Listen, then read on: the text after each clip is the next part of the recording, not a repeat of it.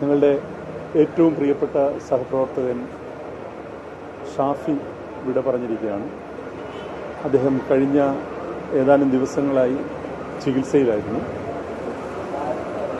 തലച്ചോറിലുണ്ടായ രക്തസ്രാവം ആണ് അദ്ദേഹത്തിന് ആരോഗ്യ പ്രശ്നങ്ങൾ ഗുരുതരമാക്കിയത്. നമ്മൾ നേരത്തെ നിശ്ചയിച്ചിരുന്നത് 4 മണിക്ക് പള്ളിയിൽ ഖബറടക്കം എന്നുള്ളതായിരുന്നു.